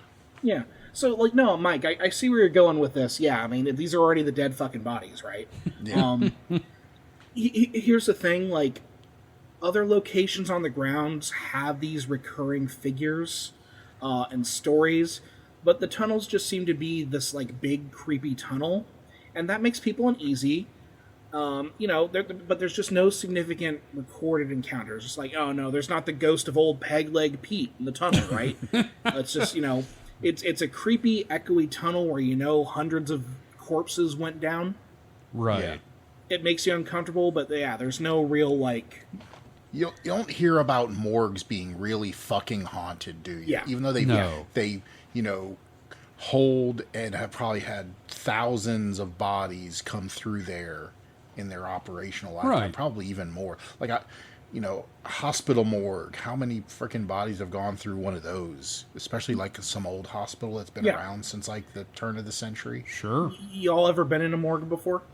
I have not, and I don't want to. Well, of course you have. I got to go into a hospital morgue when I was like 11 years old, and it was the coolest shit. Jim Jones did too. Yeah, Not a no, morgue. I do have a lot of parallels to Jim Jones here, but anyway, But Mike. Mike? Say not a morgue that's been operational in my lifetime. Oh, you went to the one at the Allegheny? And I'm pretty sure there's others I've seen but yeah, none of that were active morgues at the time. Well, you know, technically any bathroom you leave is a morgue. There you go. Like you specifically. Because I killed that shit. You killed that shit. Okay. Yeah, I used to have to spend a lot of time at the hospital because my mom worked there. Okay. Like single mother sort of thing. So I would have to like sit at the hospital with my brother in like a waiting room or whatever. I thought you were doing like. But then she's Okay. like, "Hey, you want to see something cool?" I'm like, "Hell yeah!" And I got to go see eyeballs in the morgue. You know, most people, it's the brother that goes, "Hey, you want to see a dead body?" No, my mom was. It was. Yeah, my mom had some fun shit that she'd pull. Okay. But, yeah. So again, yeah, like we have. It's a creepy fucking tunnel. I get it. I would feel weird going down it. Sure. But hey, you know, if we don't have specific recorded hauntings there, we do have the 2006 movie Death Tunnel. Should I make a joke about somebody's butthole here? I kind of feel obligated. Yeah, I'll let Smells it like the slide. living dead. Yeah. You pounding corpses in your butt? Anyway. Oh. So yeah, they like again, like everybody's, oh yeah, the tunnel's haunted, but it's just, you know, people are probably just hearing creepy sounds. As much as I want to believe Squirrels that in the there are tunnel. ghosts, I don't necessarily know if the tunnels would be the spot for that. Sure. So, beyond the reading, one of the things I did for getting a handle on this location was to watch Ghost Adventures. You never need an excuse to watch Ghost Adventures. Yeah, and we're talking about like peak Ghost Adventures around 2010. Like this is the good shit. Right. Right? It was back when Nick was still there. It was just Zach, Right. Nick, and Aaron. So, in their 4th season, they investigated, and I put that in huge quotes here. I see that. Yeah, they investigated Waverly Hills and didn't find much. But I figured it was worth mentioning as some of it intersects with common claims about hauntings in the area, but then they also kind of add their own stuff to it. I never would have guessed. So, one of the things in the Ghost Adventures episode I saw that was mentioned, but I didn't find much mention of in my texts, was the creeper on the 4th floor. Now, the show conveyed that it was a shadow entity that seems to crawl along the floor and sometimes the ceiling, according to witnesses. Uh-huh. There were also mentions of legends of doppelgangers on the grounds, but again, not much beyond what witnesses claimed in the episode. Well, you know, for $20, I'll claim a lot on a ghost show. Right, and then the other thing is, like, I didn't see much references to either of these things in any of the other text, and I've already given us, like, a wall of shit that I've read. So, Right. and we'll get into it in a minute, but Sure. while interviewing one tour guide affiliated with the place at the time, Zach Bagans caught an EVP that included the words, "Give me a break," which I assume was a ghost annoyed with him being there. However, more notable was a whistle, which is a common sound associated with hauntings at the sanatorium. I've read a couple of things that mention the sound of whistling around locations on the grounds. Now, I personally just love the idea that even the dead are sick of Zach Bagans. You kind of get that sense sometimes. Like, it depends on how much you believe in this stuff, but yeah, it seems like sometimes the ghosts seem to be fucking with them. And I appreciate I just want to hear a spirit going, "Oh, not this asshole again." Now, one of the reasons people believe this location to be so haunted is that for a long period of time, while the property was abandoned, there were rumors and reports of lights in the sanatorium being on at night. Now, this is less surprising now because the location has owners and it is in use, but at other times, I'm sure this is really fucking creepy. Yeah, well, I mean, having seen lights on in a house with no power and seeing the specter of my fucking great aunt getting ready for bed, that's pretty freaking scary to me. Yeah, so again, like, but this is also like stock haunted location stuff too. Oh, I know, but it's creepy. Oh yeah, no, it's again wonderfully creepy. It's one of those things where, like, man, if only someone had like a fucking video of like the lights being on and going. Oh, off. right. And it not looking like somebody would say a lantern or a flashlight. Yeah. Now, we also have claims of slamming doors, apparitions, the sounds in the sounds in the many corridors of the facility, but very little in the way of specifics. My favorite claim that I found on one website was the phantom hearse. Again, why is there a hearse around back when the corpses went down a chute in front? I don't know. All right, Mike, David, I've got a theory on that. Sure. Okay. The owner of the hearse died bitter at getting no business, and he continues his vendetta from beyond the grave. Did he die in the hearse? Maybe. Yeah, it's like, the hearse is just a Tonka truck for dead bodies. There's no dying person in the hearse. Do you unnaturally love the hearse, and when he died in the hospital, he's like, I gotta see my hearse. Oh, no, I think the hearse is like just there because since they used the chute, they never called the hearse. Oh, the hearse is bitter. Yeah, that's what I mean. resentful. It's revenge You hearse. move the bodies. I'm bitter. To pull out another Mystery Science Theater chestnut. Yes, thank you. I don't know. When I if I have a job but someone else is doing my job and I get to do nothing. But you're not getting paid for doing the nothing. The hearse isn't getting paid though. The dude, the ghost driving the ghost hearse. I mean, I'm pretty sure he was on the payroll. Do hearse drivers get paid by the pound? Ooh, That's good a question. I would love, man. I'd be sitting there going, "Come on, fatty, give up, Grab it like a phone booth. go toward the light." If it's a sanatorium owned hearse, then I'm assuming this guy is just on the payroll. Therefore, he's getting paid no matter what. I feel bad for Guido, the hearse driver. Then I mean, I kind of feel bad for him, but on the other hand, he's probably just like sitting there, like, I don't know, whatever leisure at the time. Could have been like reading books, and maybe he was fine with not driving smelly dead TB bodies. And that may be everywhere. what he's doing, spending his afterlife reading trashy romance novels. The other thing is he's probably spending less money on air fresheners too. So that's true. And back to that paid by the pound thing. I wish I would. If that's true, can you imagine being the driver for what was his name? John Panette. Who? You go now. Yeah. Yeah. now That was it's a hefty tip. again, claims of a phantom hearse sounds cool. Probably something someone came up with because, hey, it fits for this location. Sure. Now, I am not a fan of Zachary Knowles' book. I've made this plenty clear in the Supernatural Selections thing that we recorded. Yeah. But I want to mention some of this that I'm going to talk about because of how batshit generic it is. I've never heard the term batshit generic before, but I kind of like it. It kind of applies pretty well to, haunted locations, though. Okay. Because again, it's like, okay, this is all supposed to be crazy shit going on that doesn't make sense, but every single fucking location that's haunted, this shit happens. Right. So, quote, here we go. Maybe you don't even have to venture inside the building to spot something eerie. Countless people have the same desperate spectral woman running out of the entrance of Waverly Hills. Witnesses saw her hands and legs bound in chains, blood dripping from her wrists and ankles. She screams desperately for someone to help her, then disappears into thin air. Could she have been one of the many victims of TB who died at the hospital, or one of the tortured residents of the prison-like elderly home that followed? No one can say. So this to me is like an example of the kind of yes and that goes along with haunted sites where there's this sort of one-upmanship that surrounds what people claim they saw. Why the actual fuck would there be a chained-up woman at a location like this, honestly? And how was she running with chained legs? She was, shuffling. This sucks. Somebody, I busted my lip.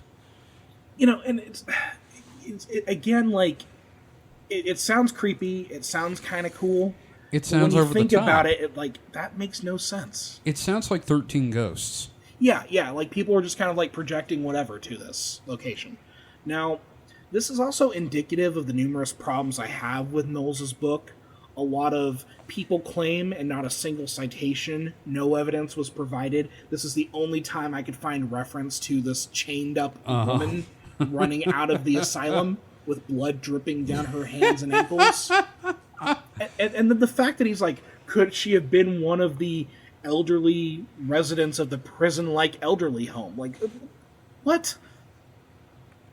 It's very frustrating. Yeah, I can understand that. Yeah.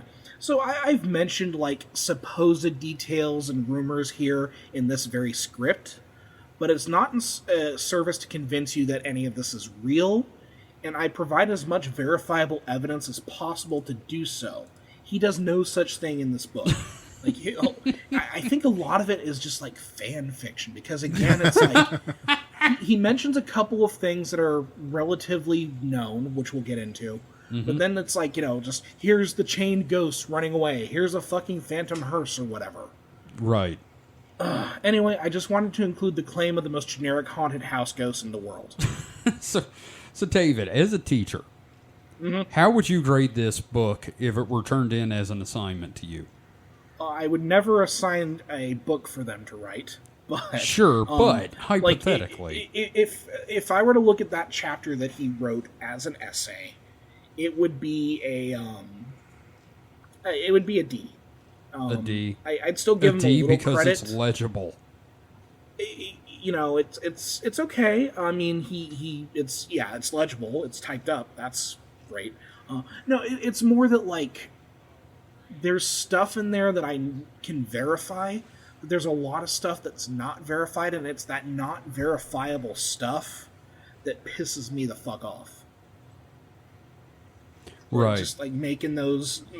again, like, the most fucking generic haunted house Scooby-Doo bullshit. Right. Anyway. That's understandable. Speaking of generic, let's talk about the ghosts of dead children. Oh, yay. Let's make it happier. Mm-hmm. Yeah.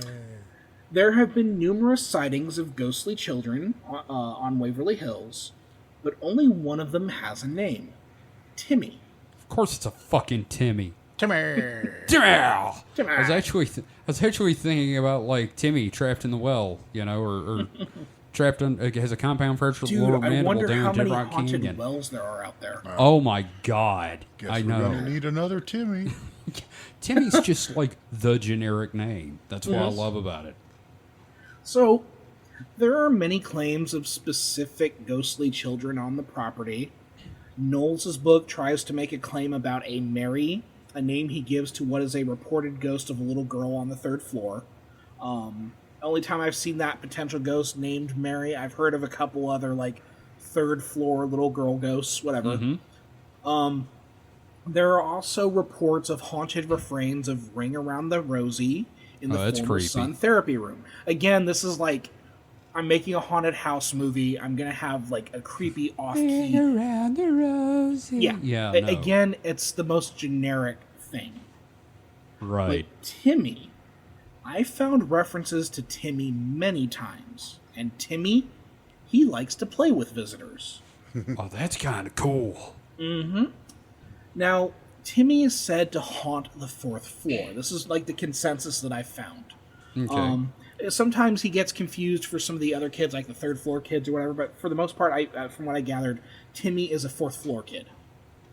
Now, Timmy has a certain tendency. According to those who have witnessed his handiwork, he likes to play with toy balls. Really? Mm-hmm. Guests will often bring toy balls with them to see if they can evoke Timmy to do something. Now, reports range from seeing the balls move on their own to hearing the sound of bouncing balls and a child's laughter. And I have a couple, like, links to YouTube videos on here.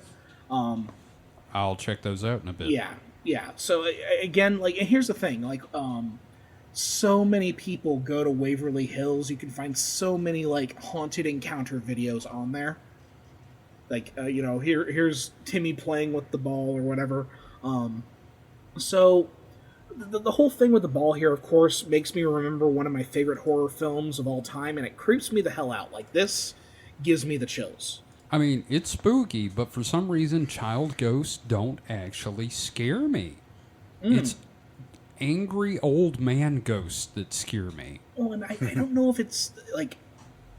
I don't know if it scares me. Like, it's chilling to me. It's chilling, yes. It's but sad. I mean, like... It's chilling in a sad way. Sure, but, like, I don't think I'm going to run away from a child ghost, but, like, you get a creepy-ass old man that died in a place and is still walking around, like, playing grab-ass. It depends if they're singing Ring Around the Rosie. Ring around the rose. Oh, you No, I'm mean talking the about the kids. kid. Okay, sorry. My bad. But if you can guess what one of my favorite horror films is based on the association of ghosts, children, and dolls, and I mean toy balls, not test Yeah, toys. no, yes, thank you. Let me know on the Discord. I want to see if anyone figures that out. I can't guess it. Nah. Do you know, Mike? I mean, I have an idea, but I You have wanna not make a seen the guess movie real in quick? forever, so I can't. Okay, well, let's not I don't mention wanna- it in the episode. I'll I see if want anyone to take guesses. it away from the Discord people. Yeah. So, regardless, Timmy is one of the more iconic spectral presences in the location. But the tragedy of a terminally ill child ghost who just wants to play is no match for that of a suicide of a scorned nurse. Oh, hell yeah. Let's get into some Silent Hill shit. Oh, man, like Waverly Hills would be a great set for a Silent Hills game. Wouldn't it, though? Alright, so, Room 502 is particularly notable among ghost enthusiasts who visit Waverly Hills, and is also the subject to a great deal of speculation and misinformation. Awesome. To begin with, the 5th floor was not an asylum wing, Zachary Knowles. You dumb bastard. People weren't driven mad by TB and shoved up there. This wasn't the KFC Taco Bell fusion of fucked up early 20th century medical science. I call those clucking bells. So yeah, that's one of the things. Like he talks about, oh yes, the 5th floor where people were driven mad by TB. I'm sure tuberculosis can drive a person mad, but it's not like this endemic thing where they just shove everybody onto the 5th floor who goes crazy from TB. Yeah. So, anyway, what we do know is that room 502 was a nurse's station on the floor. There was basically like you had two. The way the nurse's station worked is you had one at the edge of each wing, and they were connected by like laundry facilities and other things. Mm-hmm. So it was like one large wing, but 502 in particular is like one room in that larger thing. Okay. So what we do know is that it was a nurse's station on that floor, but what is hard to confirm are the tales of tragedy that occurred within. Of course. Now, the earliest tragic death associated with the room was the rumored suicide of a nurse there in 1928. I could not find records of this. I don't find it unbelievable, but I cannot find any official confirmation of this death. I don't know, man. I think we can assume that if there was a building built before 1980, a nurse killed themselves in it. Jesus Christ. Hospital, school, hot dog factory, doesn't matter. There's a dead nurse there. Yeah, that's the problem with the Foundation. You got a nurse corpse in the... You got a nurse corpse in your basement. Yep. What happened in the Jitney Jungle? Don't know. Nurse killed herself over near the vegetables. Kevin, is Yeah, that where the Rose's sucking hole came from? Yep. Dead nurse. Dead nurse. Built in the 70s. Nurse killed herself under the floor. Jesus Christ. Okay, so, from what various rumors say, this nurse, Mary Hillenberg, hung herself in this room, likely over being pregnant out of wedlock with a doctor on site, or having to endure a forced abortion by that same doctor. Can I congratulate you on your new Tom Waits song? Jesus Christ. Sorry. Oh, man, that'd be a sick song, dude. It would. I like it. She hung herself in the nurse's station.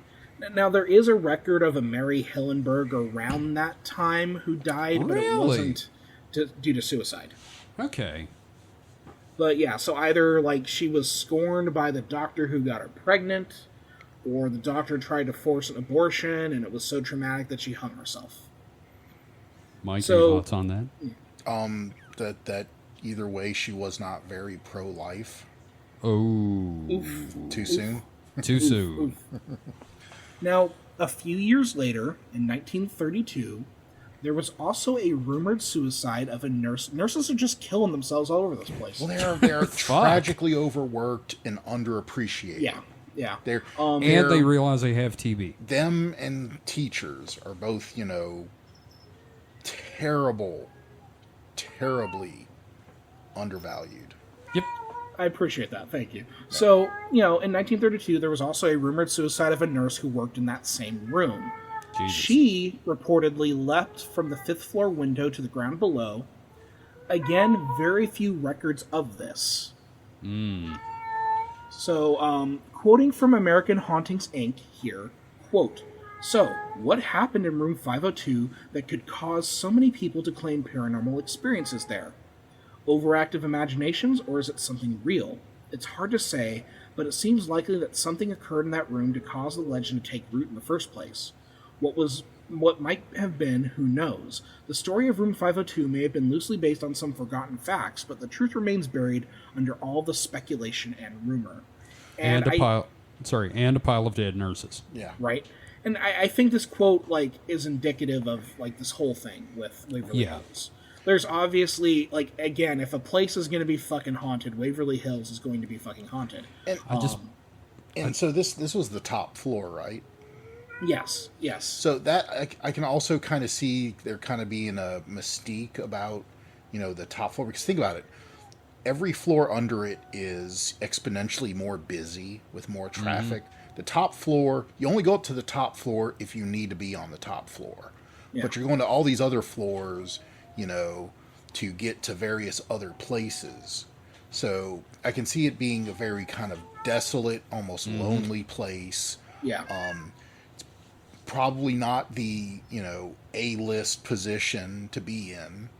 Right. Because there's probably nothing super important up there. Except for patients.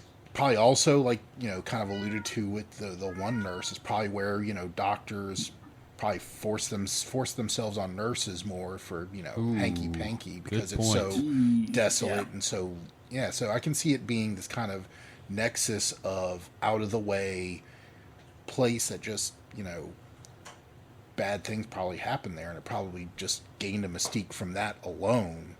Notwithstanding the fact that, if, a place could be haunted, everybody knows ghosts rise to the top. Well, I was going to say, actually, when I was in the hospital off my medication and going psychotic, I developed this theory that the higher up you are in a hospital, the closer you are to the demons. So, that's just a thing. So, but yeah, I mean, this stuff, because of the history of the place, it sounds plausible, right? Yeah, sure. A nurse killed herself and she's haunting the place. I'm not saying it didn't happen. It makes fucking sense. We don't have any real evidence. It's all hearsay. Unlike, say, Timmy, for example, where there's, video footage of, the ball is moving by itself. Holy fuck. Again, a lot of that could just be wind, because, again, a lot of this building did not have fucking windows. So it ran Mac OS. Yeah, but God damn it, Mike. Who knows? I like Timmy at least. Could have been Linux. Yeah, Timmy at least I'm willing to look into some more. Yeah, and there's you can just type in Waverly Hills Timmy, and there's going to be dozens of videos where people are like, oh my god, we got to play ball with Timmy. Oh, that sounds really cool though. Yeah. So that's kind of it regarding the haunted stuff, but I want to get back into a little bit of the history of this place, because again, the history, I think, is just as fascinating as the ghost stuff here. Mm-hmm. So, I'd like to step away from the world of spooks and specters a bit to get into some of the more recent history of Waverly Hills. Now, when we left off, the place had been shut down for negligent care of old folks. God fucking damn it. Right. Now, in an effort to heap further shit on what is likely a psychic swirl of hauntings, a developer by the name of J. Clifford Todd bought the hospital in 1983 in order to convert the grounds into a minimum security prison complex. Protests caused the plans to be scrapped. You know what? Thank God for protests. Now, again, minimum security, probably not as traumatic, but it's still a prison on top of a geriatric home on top of a fucking TB place. Right. Just, again, I'm just like, wow, there but for the grace of God and funding. Yeah, we're going to turn it into a place where we euthanize dogs after that. Jesus Christ. And then we're going to bury people there on the ground. Yeah, sure, why not? In one of the weirder footnotes in all of this, in March 1996, Robert Alberhasky of the Christ the Redeemer Foundation bought Waverly Hills. His plan was to construct the world's tallest statue of Jesus. Jesus Christ. Yeah, that's not going to be the stir stick in a psychic cocktail. Hopefully it's something to best big cheddar Jesus. Oh, or big butter Jesus. Yes. That burned down. Yep. The statue was to be 150 feet tall and 150 feet wide, Wow, modeled jeez. after the Christ the Redeemer statue in Rio de Janeiro. That's. I was going to say that's almost a very rotund Jesus, but I realized his arms would be outstretched, so Right. I was just imagining spherical Jesus. The fat one evens out the two thin ones. This big. Yes. Jesus is it doing big arms. And on top of that, it was to be placed on the roof of the 5-story sanatorium building. What the fuck? And that old building's probably not rated for that. Man, the sight of that thing collapsing with Jesus just face planting would have been amazing. There were further plans to renovate the grounds to include a chapel, theater, and gift shop, but they fell through. Because it was a tax scam. Well, the estimated cost would have been around $4 million baseline, and I think with the other, so the $4 million to do the statue alone, And then the another rest was $4 more. million for everything else on the grounds. God damn. But Alberhaski was only able to secure about $3,000 over the course of a year in fundraising. I find failed Kickstarter stories sadly hilarious. Yeah, that's not falling short. That's not even getting off the starting line. That's complete failure right there, buddy. It's like I at work, me and another coworker were lamenting that we didn't have an ice maker in our fridge. So they make those countertop jobbies, right? Mm-hmm. So I decided I'll do something about it, and I'll see if anybody else in the store wanted to kick in. So I put up a little thing, a container for money, and had a sign for communal ice maker funding, and I put $4 of my hard-earned money in it. You know how much money over the course of 3 weeks that collected? $5. $1.25. David, you were optimistic. On top of the money I put in, it was $1.25. And that's why I'll never do a Kickstarter for my comics. Yep. Now, around 2001, the sanatorium property was purchased by Tina and Charlie Mattingly, and they ran it for a while. In 2015, the property was purchased by a private company which signed a 99-year lease. It's a long time. Yeah, I can't dig up the names of individual members of this company. It's the current Waverly Hills website. There's not a whole lot of specifics. Do you think it was Bigelow? Maybe. Bob Bigelow? Now, right. Now, Waverly Hills currently serves as a tourist destination offering historical and ghost tours, as well as making for a pretty kick-ass haunted house every October. I was thinking that. I was like, if they're not doing haunted house shit, they should be sued. Here's the question. Do the ghosts get involved in the shenanigans? That I don't know, but there are haunted locations where the ghosts get involved with the actual haunted house that I heard about. Yes, that's what I mean. I hope Timmy gets involved. Could you imagine if you're just some paid high school student, you're paid to be the guy with the chainsaw without the actual blade on it, and you're sitting there in your ready cubby hole getting ready to bust out at the next group, and then you get your ass haunted. Hang around the rosy. And you just run out screaming because you just got terrified. I want to get. This is the only haunted house thing I've heard about that I want to go to. I love haunted houses, so I need. We don't have any around here, so. Man, I feel bad for you guys. Yeah, haunted houses are great. Did I ever tell my haunted house story here on the podcast? No. So in high school, we had a lot more haunted houses around here than we do now. Mm-hmm. And I went with some friends, and that they're like the aforementioned chainsaw guy. There was a section in this haunted house where it was basically you're walking down a hallway and it turns 90 degrees to the left.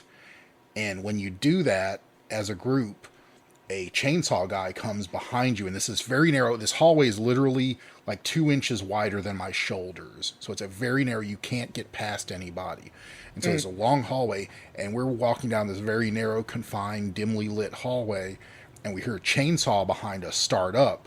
And of course, I think I'm last in the group, and I see everybody ahead of me just book it down this long hallway. So of course I start running, and I'm running, and it's dim. Next thing I know, I see the guy that was in front of me stop, and I don't stop because I knew there was not enough time, and I plow into him and make the 90-degree turn to the right, and that's the exit to the haunted house.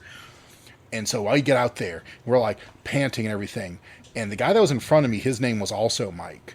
And all the people I'm there with, like, hey, everybody, where's Mike? And he comes out of the haunted house, like, and he's like laughing. He's like, dude, Mike, you just like shoved me through the wall. I'm like, what? No. And then we hear one of the guys like that's out there to make sure everybody gets out. His little walkie-talkie goes off and it says, yeah, we need a wall repair in the chainsaw hallway. So I had like barreled him through the sheetrock. Oh man, that's great. One of the best haunted house experiences, because we're getting to the end of the episode here, so I figure like a little tangent. One of the best haunted house experiences I had was my wife knows a couple guys that she went to high school with that like do professional haunted houses for a living. Mm-hmm. Like, and they get paid to do this shit, which is like, fuck, I wish I could do that.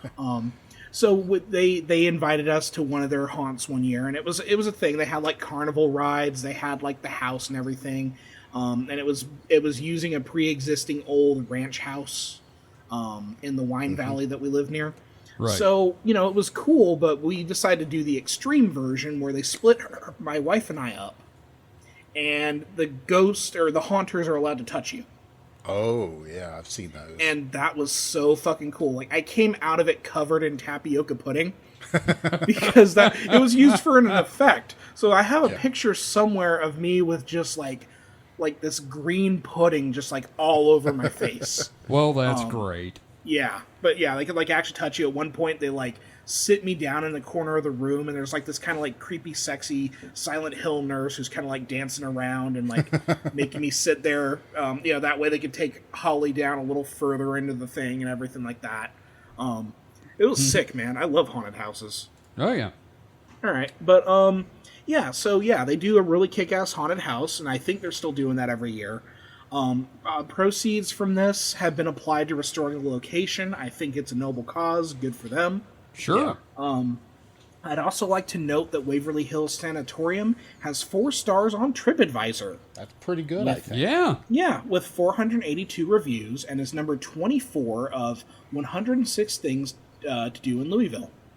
The other 23 being bourbon distilleries. Yeah, I was going to say, I'd say more than that. The other 100 of them. Oh, I know, but the top 23 above it are distilleries. Yeah. Oh, yes, yes. Now, numerous groups have investigated the location over the years, such as the American Paranormal Research Association. This location has been seen on, and this is not an exhaustive list, Sure. Ghost Adventures, Ghost Hunters, Ghost Brothers. They're going to be a Dragon Con. Yeah, I do like the Ghost Brothers. It's been on BuzzFeed Unsolved twice. And then later, their show Ghost Files from the same guys, Shane and Ryan, who do... you guys ever watch I've BuzzFeed? tried to, and I'm familiar with those guys. Yeah. So, they've been there like 3 times. Many of the most paranormal places documentary shows, like Travel Channel will do that, like most haunted places in America. Right. It was even name-dropped in an episode of CW's Supernatural. I remember that episode. And then, of course, you can find it on, like, so many YouTube channels. Just people constantly going there and recording their experiences. But, I think that kind of covers it. What do you guys think about Waverly Hills Sanatorium? Well, that's a thing. I feel like the problem with this one is the hearsay aspect of it. And also the lack of consistent ghosts besides Timmy. Timmy! It's all sort of a mishmash of what I done heard and people trying to pump up their SEO and branding. And Yeah. when you strip away the shows, it sounds like a legit creepy building that might actually be haunted, but it also sounds like folks trying to make an attraction. I mean, look at me sitting here reviewing a haunted house like it's a ride at the fair. How fucking jaded have I become? Mike, Yeah. thoughts? I mean, other than me not believing in ghosts, I mean, it's more on the plausible scale, I'd guess. Okay. You know, Yeah. stuff like this, like in the prison I had gone to. It's, if any place is going to be haunted, it seems like the more likely. You know, human Sure. suffering does have a intangible kind of A vibe impact. Yes, I mean, it's if anything's going to cause, you know, hauntings, human suffering seems like the worst Yeah, I was about to correct you. way to get to it. Sure. So, Yeah. And Kevin, I'm right there with you about it. Like, again, very, very much like the hearsay thing. Like, there are a couple like Right. cool little things, but like, again, with the corpse shoot, really fascinating, very macabre. It's part of that Thanatourist kind of impulse. But like, is it haunted? Probably not, because the people who went down it were already fucking dead. Yeah, I agree. And I tend to think if it's haunted by something, it's haunted by, like, woodchucks or something. Like the ghosts of many woodchucks. Oh, no, live ones. Yeah, you know, and there's of course, like, again, I could have like gone into the weeds about like all the different claims, but again, so many of them are just like, oh yes, there are ghost children on the third floor. There's Mary and Susan. And it's like a lot of them kind of run together or get mixed up for each other. Like, really, it's room 502, the corpse shoot, and Timmy that I think are like the most notable things. Now, I've never been to the location. I would love to go. I was going to say, I was just looking at like my timeline and everything, and I came within like 20 miles of it on the last bourbon trip I went on. Oh man, Because we passed by just south of Louisville, because we went to Lexington, Kentucky, which is east of Louisville. I should not say the Lewis. Yeah, don't do that. But it looks to be about 20, 30 miles south is what we passed by. yeah. So in the ballpark. Yeah, and Pretty it close. seems like it would be a cool thing to do. Like, I would love to go on. Like, I'd do the historical tour. I would do the ghost tour. We'll put it on the Scooby-Doo van list. Yeah, and Right. it's, again, the main issue here is that like so much of it is just like whatever kind of haunting you could imagine at any haunted location. People have claimed that they've seen that sort of thing or they've experienced it. Also makes me think, I mean, obviously I am what's the word, allergic to doing research and doing my own thing, but I wonder if I should do the Allegheny prison I don't know. penitentiary. I would love to collaborate with you on that, because what I 'Cause- would think is me handling like a little bit of the historiography and you 'Cause giving your own account would be a lot of fun. Because there was a lot of interesting, like I can't remember like a tenth of what the tour guide said, but there was a lot of really interesting stuff he talked about there. Right. Yeah, and And like it- we can do a whole series on like just haunted locations for sure. One of the interesting facts about it, Charles Manson's mother was in prison there, Yes, she was. and Charles Manson lived with her in the prison for a short time. Yep. I've done my fair share of Manson reading because again, I'm a psychopath. So yeah, Of course you are. I'm a grungy little creepy goblin boy. And you are. And it also has been visited by a lot of the ghost shows, and apparently some of the ghost shows really kind of like screwed them over. Yeah, specifically Yeah. Ghost Adventures. Yeah, they like painted a section of the like a section of it and didn't ask for permission or anything or apologize or pay for it. Sons of Let bitches. me just make a correction here. Like, I Ghost Adventures has been accused of that sort of thing, and yes. there's a lot of times where people will talk about like other ghost shows. Again, if you get into the weeds on this thing, you'll hear the ghost people kind of talk shit about each other, and it's Yes, like, of you know, course. a certain group of guys comes in, does their investigation, and then things ramp up. because Yeah. again, like the Ghost Adventures approach for a long time was very much like provoking. Yes. So yeah, Yeah. Come at me, ghost, you fucker. yeah. No, I mean, Zach will literally come in and like at one point, I think I recall an instance where he like took off his shirt. To like, just like come at me. I think. What I don't kind know. of Alex Jones shit are we talking about here? It could just be me like making that assumption because that's kind of the energy he brings. But I recall at one point him taking off his shirt to like step up to a ghost. What ghost? I thought this was America. What? It's just fucking Stan Marsh as a goddamn ghost hunter. I ain't heard no bell. So, that's our first major haunted locations episode. I want to do more of those. So, we will. If you enjoyed it, please let us know. And if you have a haunted location that you want us to talk about, or if you've been to this location, I would love to like hear your experiences and put them on the Week in Weird. Absolutely. We would love to talk to you about your haunted experiences. But ghosts. Thank you, David. That was a lot of fun. We learned a lot about tuberculosis and hauntings. So, I guess next week we're not doing a damn thing, I don't think. We're going to be out of town me and Mike will be out of town for Dragon Con.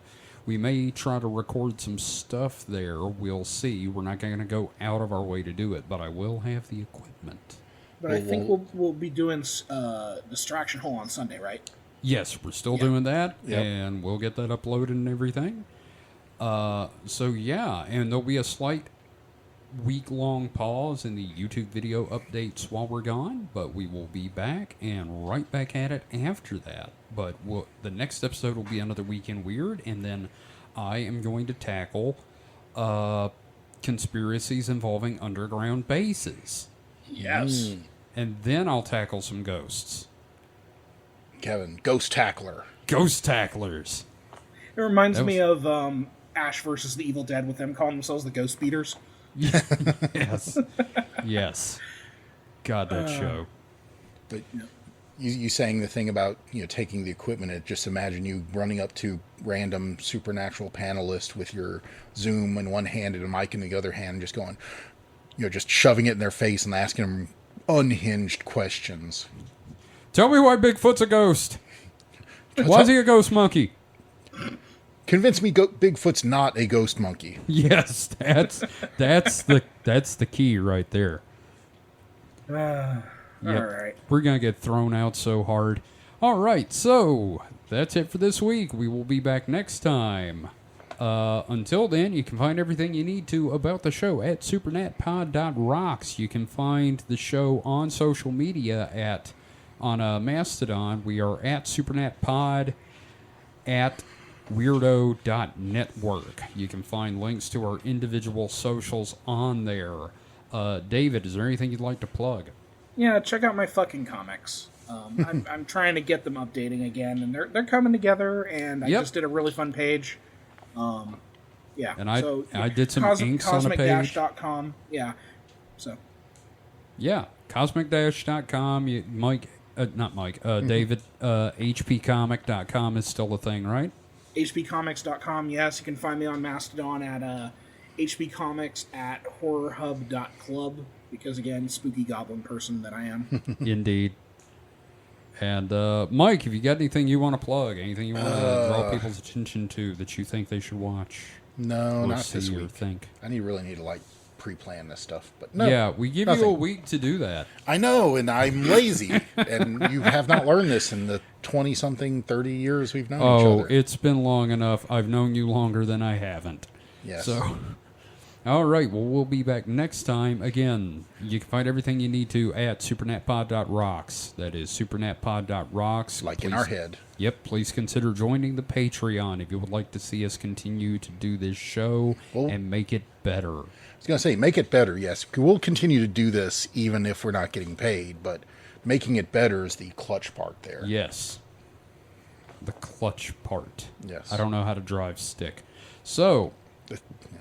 until next time, everyone stay safe and stay frosty. Goodbye. Ooh, I'm a ghost. But ghosts. Come here. Old balloon lungs. Old balloon lungs. Oh my God. Old collapsed lung. Oh Christ.